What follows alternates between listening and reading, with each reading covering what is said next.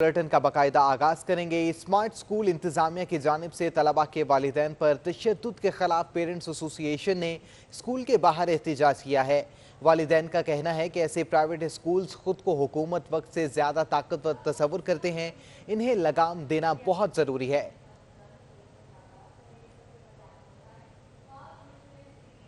दोपहर 2 बजे अपनी जॉब से घर पहुंची हूं तो मुझे माया माँ के गले लग गई और रोना शुरू कर दिया कि मामा मुझे आज पढ़ने नहीं दिया गया है। और मुझे सारा दिन बाहर रहकर मैंने लंच भी नहीं किया। मैंने पूछा कि क्यों, क्या हुआ, तो बताया कि बाबा को वहाँ जो गुंडे 2 बैठे थे उन्होंने बहुत मारा है और मैं भी गिर गई थी, मुझे भी चोट लगी, बाबा को भी चोट लगी है। उन्होंने गाड़ी को भी नुकसान पहुँचाने की कोशिश की और कह रहे थे 7 तारीख तक फीस दो। नहीं तो बताया कि बाबा को वहाँ जो गुंडे 2 बैठे थे उन्होंने बहुत मारा, चोट लगी, बाबा को भी चोट नुकसान पहुँचाने की कोशिश की और कह रहे थे 7 तारीख तक फीस दो। नहीं और हमारा दूसरा अकाउंट सेक्शन है रूम है, उसमें जाएं।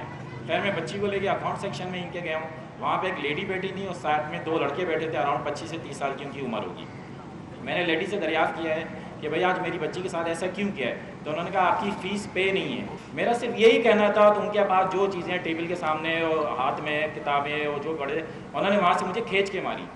स्कूल इंतजामिया की जानिब से तलबा को क्लास से निकालने और वालिद पर तशद्दुद के खिलाफ तहरीक इंसाफ भी मैदान में आ गई। Opposition leader Sindh assembly Haleem Adil Sheikh ने प्रेस कॉन्फ्रेंस में स्कूल इंतजामिया के खिलाफ मुकदमा दर्ज करने का मुतालिबा कर दिया। उनका कहना था कि वो मुतासिरा खानदान के साथ खड़े हैं, तालीम दुश्मन इकदामात पर आवाज उठाते रहेंगे। मजीद उनका क्या कहना था, आइए आपको दिखाते हैं। अगर ये वीडियो ना डाले तो कुछ भी ना हो ना, शर्म नहीं आती है? बच्चों को जब दिल करे बन लेते हैं, मारते हैं, तशद्दुद करते हैं। हम इनको माफ नहीं करेंगे इंशाल्लाह। और ये माफिया है जो कि प्राइवेट स्कूलों की सरपरस्ती कर रही है। मैं पूरे कराची के तुलबा से, पेरेंट्स, टीचर से, पेरेंट्स से, स्टूडेंट से, प्राइवेट स्कूल के मुतासरीन से कहता हूँ, तहरीक इंसाफ पूरे कराची में आपके साथ खड़ी है। हम एक सेल बनाते हैं इंशाल्लाह सोशल मीडिया को, आपको हमारे पास हम एक कमेटी बनाते हैं जो आपसे भी कोऑर्डिनेट करेगी। जिसके साथ इशू है हमारी तंजीम के लोग उस घर पे जाएंगे, उस स्कूल पे जाएंगे, उन बच्चों के साथ जाएंगे। मेहरान टाउन फैक्ट्री आतिशज़दगी केस में गिरफ्तार मुलजिमान को जुडिशल मजिस्ट्रेट की अदालत में पेश कर दिया गया। पुलिस ने फैक्ट्री सुपरवाइजर जफर और रेहान को भी गिरफ्तार कर लिया है। मेहरान टाउन फैक्ट्री आतिशज़दगी केस में गिरफ्तार मुलजिमान को जुडिशल मजिस्ट्रेट की अदालत में पेश कर दिया गया। पुलिस ने फैक्ट्री सुपरवाइजर जफर और रेहान को भी गिरफ्तार कर लिया है। अहम खबर है, मेहरान टाउन फैक्ट्री आतिशज़दगी केस में मजीद क्या पेशरफ सामने आई है, तफसीलात जानते हैं अपने नुमाइंदा मुमताज जमाली से। जी मुमताज, आगाह कीजिएगा। जी देखिए, जुडिशल मजिस्ट्रेट शर्की की अदालत में थाने है मेहरान टाउन केस में पुलिस ने फैक्ट्री के सुपरवाइजर जफर और रेहान को भी गिरफ्तार कर लिया है। गिरफ्तार मुलजमान को पुलिस ने अदालत में पेश कर दिया है। पुलिस का ये मौक़िफ़ है कि जफर और मुलजिम जो है, जफर अहम मुलजिम है और इस केस में यानी शाहिद है, लिहाजा पुलिस ने जो है मुलजिम को अदालत में पेश कर दिया है। जबकि जो दीगर पहली जो जेल कस्टडी मुलजमान थे वो भी अदालत में पेश किए गए। जब इस केस की जो हेयरिंग होगी, समाअत होगी, वो 1 बजे के लिए अदालत ने वक्त मुकर्रर कर दिया है। लिहाजा पुलिस ने जो है इस केस में तो मजीद गिरफ्तारियां आज अदालत में पेश कर दी है। जी ठीक है, बहुत शुक्रिया आपका मुमताज जमाली। मेहरान टाउन फैक्ट्री आतिशज़दगी वाक़ये से मुतल्लिक बड़ा इंकिशाफ सामने आ चुका। फैक्ट्री मुलाजिम ने दावा किया है कि फैक्ट्री मालिक हसन मेहता ने फैक्ट्री को आग लगाने की धमकी दी थी। मुलाजिम का मजीद क्या कहना है, आइए आपको सुनवाते हैं। उन लोगों ने बोला था कि अगर सेल मतलब काम करो ठीक तरीके से, फैक्ट्री को आग लगा के लंदन मालिक लंदन चला जाएगा आग लगा के। बयान दिया ये काम करता है उधर, उसने पता नहीं गुस्से में बोला जैसे ये काम करता है उधर, ये काम करने वाला आपके सामने सेठ ने कहा, सबके सामने बोला, सारे वर्कर तनख्वाह बढ़ाने का जो बोलेगा हम आग। मेहरान टाउन फैक्ट्री आतिशज़दगी केस में शहीद मजदूरों के वर्सा आपस में लड़ पड़े। मुतासिरीन ने सुपरवाइजर जफर पर वाक़ये में मुलविस होने का इल्ज़ाम भी आयद कर दिया है। मेहरान टाउन फैक्ट्री आतिशज़दगी केस में शहीद मजदूरों के वर्सा आपस में ही लड़ पड़े। मुतासिरीन ने सुपरवाइजर जफर पर वाक़ये में मुलविस होने का इल्ज़ाम भी आयद कर दिया है। मेहरान टाउन फैक्ट्री आतिशज़दगी केस में शहीद मजदूरों के वर्सा आपस में लड़ पड़े हैं। मजीद मुतासिरीन ने सुपरवाइजर जफर पर वाक़ये में मुलविस होने का इल्ज़ाम भी आयद कर दिया गया है, जबकि मेहरान टाउन फैक्ट्री आतिशदगी केस में शहीद मजदूरों के वर्सा आपस में ही लड़ पड़े हैं। मुतासरीन ने सुपरवाइजर जफर पर वाक़े में मुलविस होने का इल्ज़ाम भी आयद कर दिया है। मनाजिर आप अपनी स्क्रीन पर मुलाहिजा कर सकते हैं। मजदूरों के वर्सा आपस में ही लड़ पड़े हैं और वाक़े में मुलविस होने का इल्ज़ाम भी आयद कर दिया है। मेहरान टाउन फैक्ट्री आतिशदगी केस में शहीद मजदूरों के वर्सा आपस में ही लड़ पड़े और मुतासरीन ने सुपरवाइजर जफर पर वाक़े में मुलविस होने का इल्ज़ाम भी आयद कर दिया है। मेहरान टाउन फैक्ट्री आतिशदगी केस में शहीद मजदूरों के वर्सा आपस में ही लड़ पड़े हैं। मनाजिर आप अपनी स्क्रीन पर मुलाहिजा कर सकते हैं। शहीद मजदूरों के वर्सा आपस में लड़ पड़े और मुतासरीन ने सुपरवाइजर जफर पर वाक़े में मुलविस होने का इल्ज़ाम भी आयद कर दिया गया है। मेहरान टाउन फैक्ट्री आतिशदगी केस में शहीद मजदूरों के वर्सा आपस में लड़ पड़े हैं और मुतासरीन ने सुपरवाइजर जफर पर वाक़े में मुलविस होने का इल्ज़ाम आयद कर दिया है।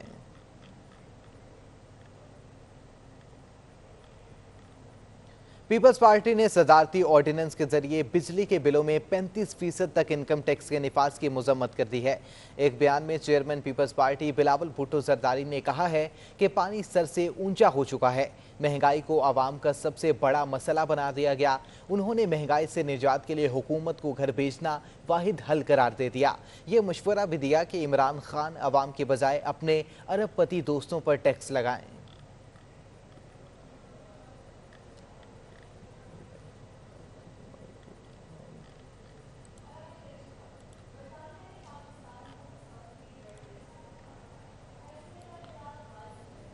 पाक सरजमीन पार्टी के सरबराह मुस्तफ़ा कमाल ने कहा है कि शहर से कचरा उठाया नहीं जा रहा, बिजली बंद है, पेट्रोल महंगा हो चुका है, पानी भी खरीदना पड़ रहा है, अरबों रुपए का पानी चोरी हो रहा है। अदालत में पेशी के मौका पर मीडिया से गुफ्तगू में मुस्तफ़ा कमाल का कहना था कि कराची से मुसलसल ज्यादती हो रही है। उन्होंने सवाल उठाया कि कराची का ये हाल है तो गाँव का क्या हाल होगा। कुछ भी करने के लिए तैयार हैं, क्योंकि ना तो आप उनको पानी दे रहे हैं पीने का, ना आप उनके सेवरेज के निज़ाम ठीक कर रहे हैं, ना आप उनको उनका कचरा उठा रहे हैं, ना आप उनको तालीम के लिए कोई मौके दे रहे हैं, ना आप उनको रोज़गार दे रहे हैं, ना उनकी आप सड़क बना रहे हैं, ना उनको आप ट्रांसपोर्ट दे रहे हैं। रात में आप उनकी बिजली छीन लेते हैं, सुबह उनको आप गैस नहीं देते। और ये किसी पाकिस्तान के गांव देहात की बात नहीं हो रही है, ये पाकिस्तान के सबसे बड़े शहर कराची की मिसाल मैं आपको दे रहा हूँ। रही सही कसर जो है वो महंगाई ने पूरी कर दी है। एक एक दिन में आप 5.25 रुपये पेट्रोल पे के ऊपर बढ़ा रहे हैं, कोई पूछने वाला नहीं है।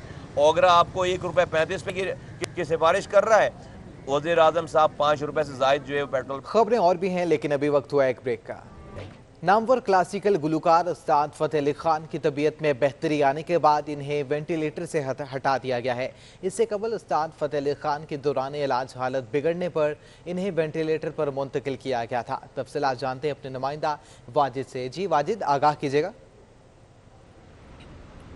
जी, इस वक्त नामवर क्लासिकल गुलकार और कई अरसे तक अपनी खिदमत अंजाम देने वाले उस्ताद फतेह अली ख़ान की तबीयत काफ़ी दिनों से ख़राब थी। उनको गुज़िश्ता शब वेंटिलेटर पे दाखिल कर दिया गया था, लेकिन आज उनकी तबीयत में बेहतरी के बाद उनको वेंट से हटा दिया गया है। और हमारी उनके अहल खाने से बात हुई है, उन्होंने कहा कि अब उनकी तबीयत में बेहतरी हुई है और दौरान सर्जरी उनको एक दिल का दौरा पड़ा था, जिसके बाद उनकी तबीयत काफ़ी बिगड़ गई थी, लेकिन अब उनकी तबीयत में कुछ बेहतरी आई है। नामवर क्लासिकल गुलकार उस्ताद फतेह अली ख़ान का ताल्लुक़ पाकिस्तान के मौसीकी घराने, जो मशहूर तरीन घराना है गवालियर घराने से ताल्लुक़ है और उनकी काफ़ी खिदमात हैं। उनको प्राइड ऑफ परफॉर्मेंस और सितारा इम्तियाज़ से भी हुकूमत पाकिस्तान नवाज चुकी है। जी अच्छा वाजिद, ये भी आगाह कीजिएगा, जिस तरह आप आगाह करें कि उस्ताद फतेह अली खान की तबीयत में बेहतरी आ चुकी है, अस्पताल इंतजामिया की जानिब से कब तक उनको डिस्चार्ज कर दिया जाएगा? देखिए, अभी तो वो आईसीयू में एडमिट हैं और सीसीयू में एडमिट हैं, लेकिन उनको अभी अस्पताल से तो फ़ौरन डिस्चार्ज नहीं करेंगे। जब यहाँ से उनकी तबीयत में मज़ीद बेहतरी आएगी तो उनको फिर वार्ड में शिफ्ट कर दिया जाएगा। उसके कम से कम 2 दिन बाद उनको घर जाने की इजाज़त दी जाएगी इंशाल्लाह, अगर उनकी तबीयत में बेहतरी आती है। फ़िलहाल 3 से 4 दिन उनको अभी अस्पताल में रखेंगे। ठीक है, बहुत शुक्रिया आपका वाजिद, तफसीलात से आगाह करने के लिए।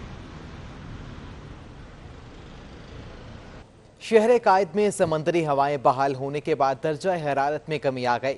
शिमाल मशरिक की सम से 15 किलोमीटर फी घंटे की रफ्तार से हवा का सिलसिला बदस्तूर जारी है। मौजूदा दर्जा हरारत 30 डिग्री सेंटीग्रेड रिकॉर्ड किया गया। हवा में नमी का तनासुब 70% है। आज ज़्यादा से ज़्यादा दर्जा हरारत 34 से 36 डिग्री सेंटीग्रेड रहने का इम्कान है। महकमा मौसमियात ने आइंदा 24 घंटों में गर्मी की शिद्दत में कमी की पेशगोई की है।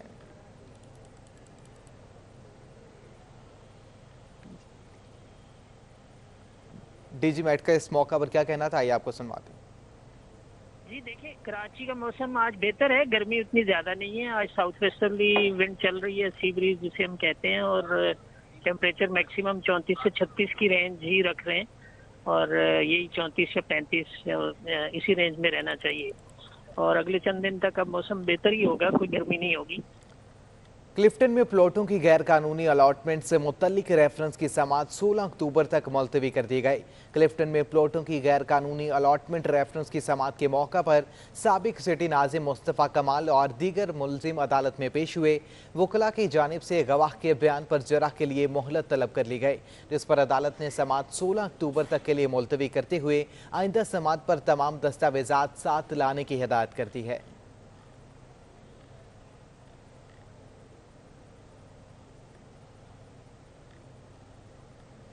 सिंध हाई कोर्ट में 4 ऑफिशियल्स के तबादले और तरक्रियां। एडिशनल रजिस्ट्रार एडमिन काजी मोहम्मद तकी ने नोटिफिकेशन जारी कर दिया। तबादले और तकर्रियों में आसिफ, दानियाल, हैदर, साकिब और जहांगीर यूनस भी शामिल हैं। तफसीलात जानते हैं बिलाल अहमद से। जी बिलाल, आगाह कीजिएगा। जी, सिंध हाई कोर्ट में 4 ऑफिशियल्स की तकर्रियां और तबादले कर दिए गए हैं। एडिशनल रजिस्ट्रार एडमिन काजी मोहम्मद तकी ने नोटिफिकेशन भी जारी कर दिया है, जिसके मुताबिक ऑफिस एसोसिएट आसिफ सम्मा का नाजिर ब्रांच से बजट ब्रांच तबादला किया गया है। इसके साथ ही junior office associate Daniyal Haider Khoso का भी तबादला कर दिया गया है। दानियाल हैदर का तबादला एडिशनल MIT 2 से इंस्पेक्शन ब्रांच किया गया, जबकि जूनियर अफसर एसोसिएट साकिब का तबादला एडिशनल MIT 2 से नाजिर ब्रांच किया गया है। ठीक है, बहुत शुक्रिया आपका बिलाल अहमद। स्मॉल इंडस्ट्रीज में गैर कानूनी भर्तियों के रेफरेंस में MQM रहनुमा रऊफ सदीकी एहतसाब अदालत में पेश हुए हैं, जबकि स्मॉल इंडस्ट्रीज में गैर कानूनी भर्तियों के रेफरेंस में MQM रहनुमा रऊफ सदीकी एहतसाब अदालत में पेश हो चुके हैं। तफसीलात जानते हैं वकास खान से। जी वकास, आगाह कीजिएगा अदालती कार्रवाई से मुतल्लिक। जी बिल्कुल, महकमा स्मॉल इंडस्ट्रीज में जाली गैर कानूनी भर्तियाँ जो की गई थी उसके खिलाफ रेफरेंस जो है उसकी समाअत आज होनी है। तो इसकी में रऊफ सिद्दीकी और दीगर मुल्जिमान अदालत पहुंचना शुरू हो चुके हैं, और इस केस के समाअत के दौरान आज एक अहम गवाह जो हैं उनकी जानिब से बयान जो रिकॉर्ड कराया जाएगा। अदालत की जानिब से तमाम मुल्जिमान को गुज़श्ता समाअत पर हाजिरी यकीनी बनाने की हिदायत की गई थी, जिसके बाद आज के इस रेफरेंस की जो समाअत है आज होगी। तकरीबन 3 माह कबल इस रेफरेंस में मुल्जिमों पर चार्ज फ्रेम किया गया था, जिसके बाद गवाहों के बयान कलमबंद करने का सिलसिला जो है जारी है, जो कि आज की समाअत में भी जारी रहेगा। ठीक है, बहुत शुक्रिया आपका वकास खान।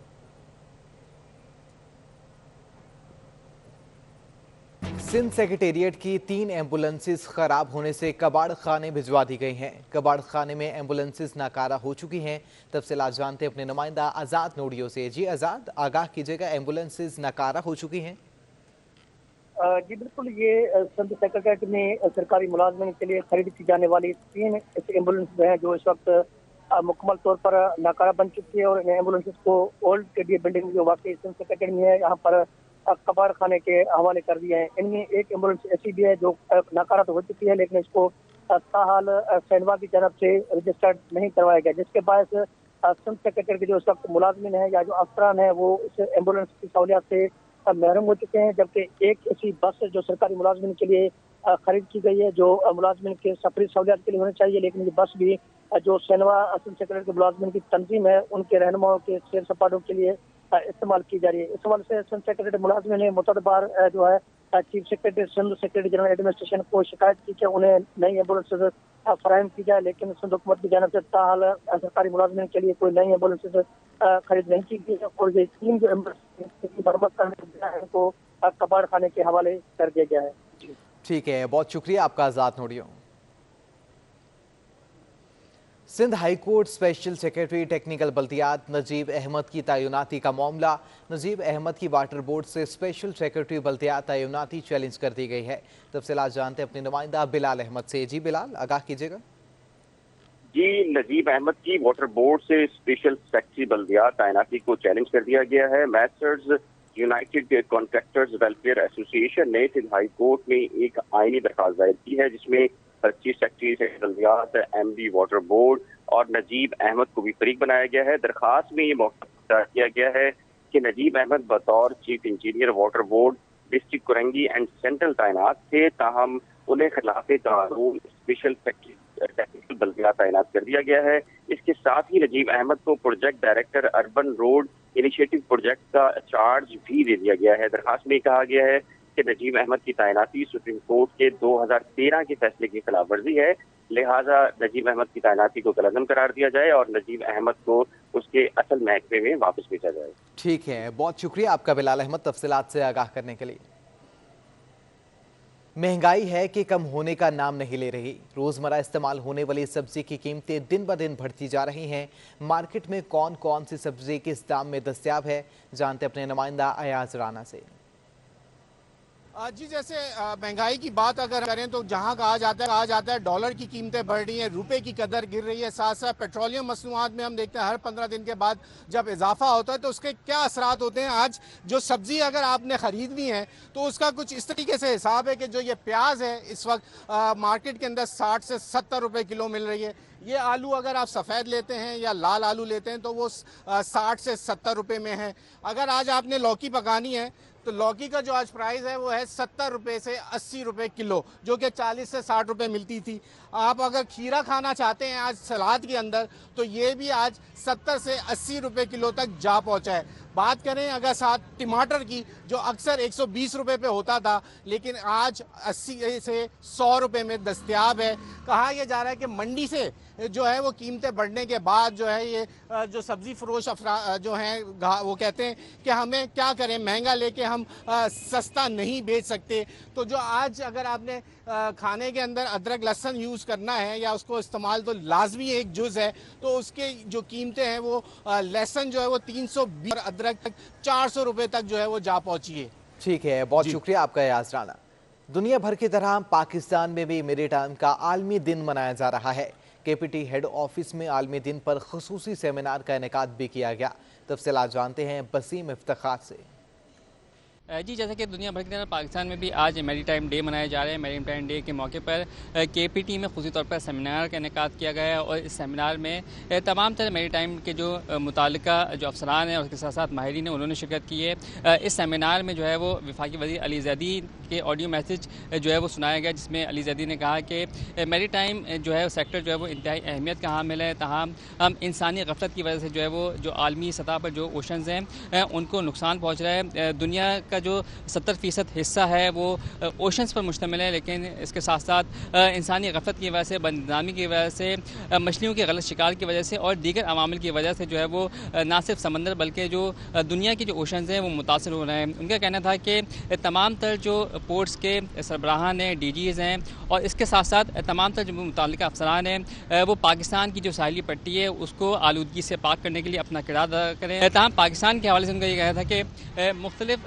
अवामिल की वजह से जो है वो पाकिस्तान की जो साहिली पट्टी है वो मुतासर हो रही है। तमाम शुरा ने जो है वो इस अज़म का इज़हार किया कि वो तमाम तर जो इक़दाम हैं बरूक़रार लाते हुए, तमाम तर वसाइल को बरूक़रार लाते हुए तमाम तर जो इक़दाम को उठाया जाएगा और जो पाकिस्तान की जो साहिली पट्टी है उसको जो है वो आलूदगी से पाक किया जाएगा। ठीक है, बहुत शुक्रिया आपका Basim Iftikhar. Karachi tax bar association का गोशवारे दाखिल कराने में दरपेश मसाइल पर अहम बैठक। कराची टैक्स बार सदर ज़िशान के मुताबिक इनकम टैक्स और सेल्स टैक्स गोशवारे दाखिल करने में शदीद मुश्किलात का सामना है। इस मामले पर पीर को चेयरमैन FVR को तफसीली खत भी भिजवा दिया गया है, जबकि कराची टैक्स बार एसोसिएशन का गोशवारे दाखिल कराने में दरपेश मसाइल पर अहम बैठक। कराची टैक्स बार सदर ज़िशान के मुताबिक इनकम टैक्स और सेल्स टैक्स गोशवारे दाखिल कराने में शदीद मुश्किलात का सामना है। इस मामले पर पीर को चेयरमैन FVR को तफसीली खत भी जारी कर दिया गया है।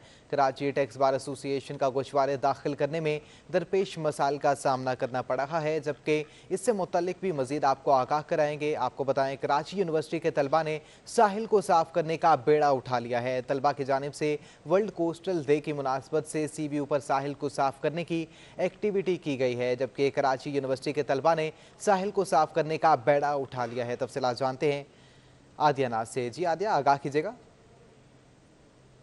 जी बिल्कुल, आज world coastal clean up day है और आज के दिन की मुनासिबत से कराची यूनिवर्सिटी से कुछ स्टूडेंट्स ने यहाँ पर एक एक्टिविटी का इनेकाद किया है, जिसके तहत साहिल समंदर पर मौजूद कचरे को उठाकर किसी साफ जगह पर जो है वो डंप किया जाएगा। ख़ास तौर पर कचरा कुंडियों में इसको डंप किया जाएगा। वजूहात ये हैं कि कराची के साहिल को साफ़ किया जाए। मेरे कैमरामैन फरहान अगर आपको दिखाएं तो ये राइट साइड पर आप इस एक्टिविटी को मुलाहिजा भी कर सकते हैं। ये कराची यूनिवर्सिटी के कुछ स्टूडेंट्स हैं जो कि आए हुए हैं और साहिल पर मौजूद कचरे को उठा रहे हैं, जिम्मेदारी समझ रहे हैं। ये जिम्मेदारी हमारे शहरियों की है जो यहाँ पर आते हैं, खाना खाते हैं और उसको फिर इसी समंदर के अंदर फेंक देते हैं। ये कचरा समंदर में जाकर हमारी समंदरी हयात को नुकसान पहुँचाता है। वो समंदरी हयात जो कि पाकिस्तान का असासा है, हम उन्हीं की जान लेने का सबब बन रहे हैं।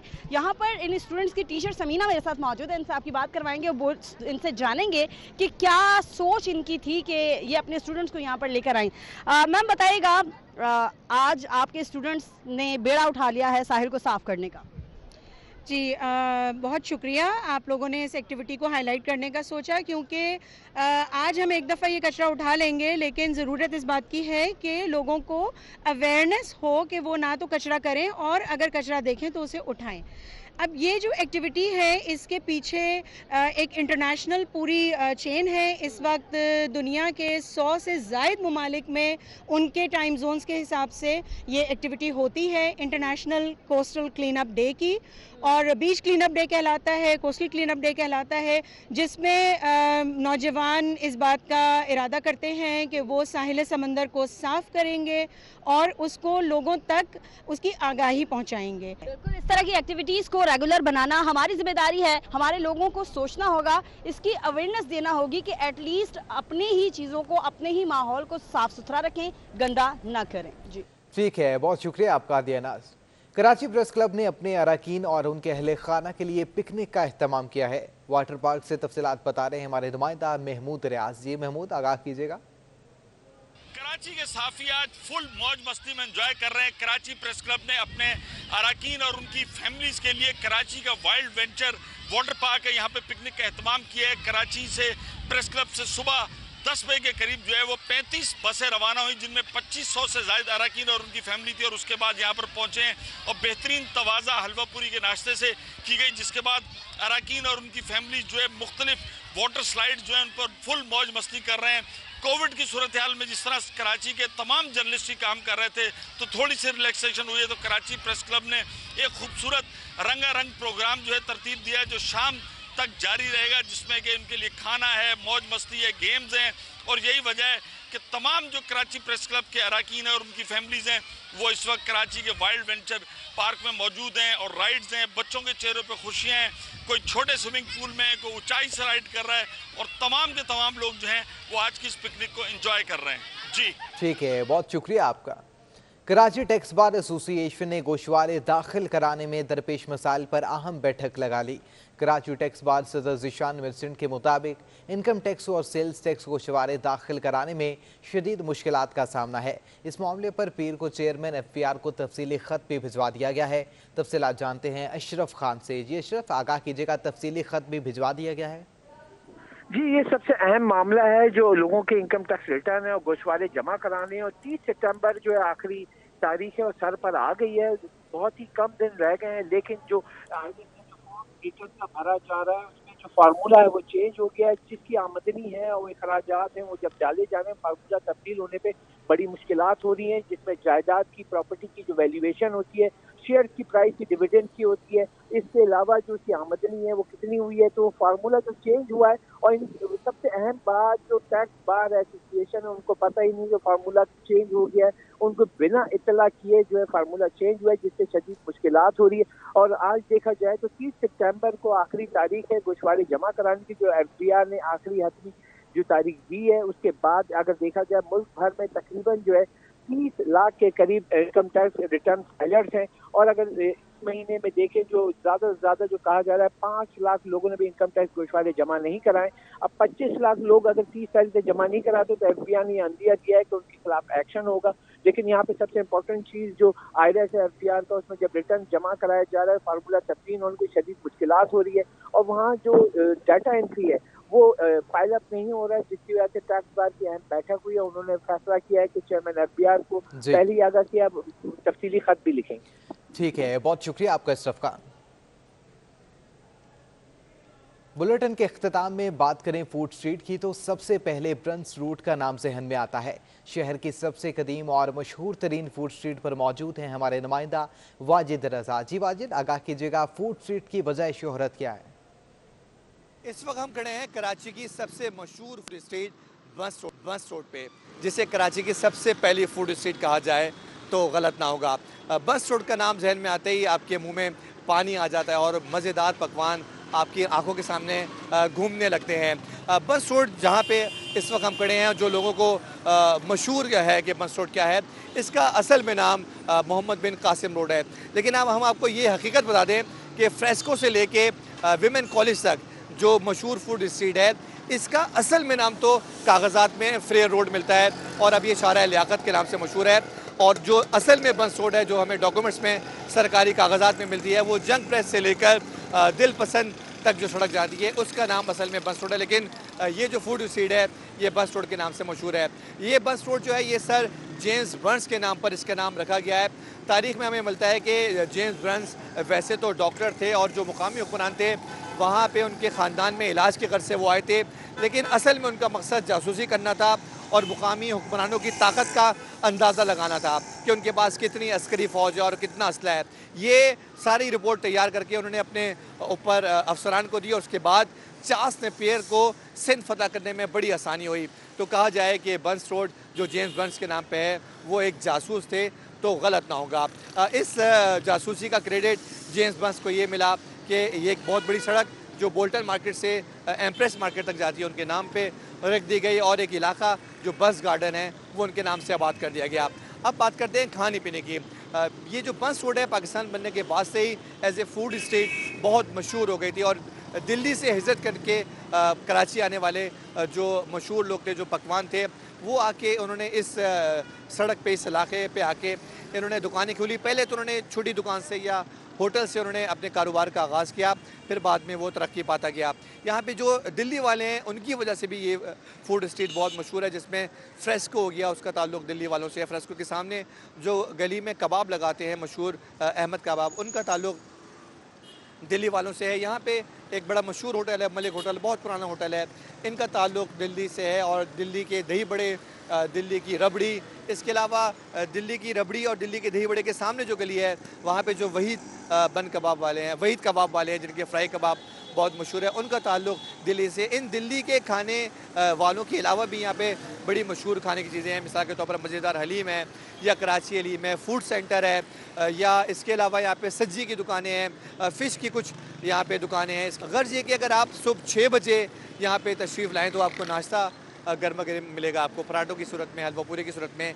अगर आप रात के 3 बजे यहाँ पे आएंगे तो जब भी आपको यहाँ पे खाना मिलेगा तो ये कह सकते हैं कि कराची की फूड स्ट्रीट बस रोड ऐसे मुनफरद है कि यहाँ तकरीबन 24 घंटे ही खाना दस्तयाब होता है। खाना बिल्कुल दस्तयाब होता है। बहुत शुक्रिया वाजिद रजा तफसीलात से आगाह करने के लिए। खबरें आपने जानी, इसी के साथ न्यूज़ स्टूडियो से अब तक के लिए इतना ही।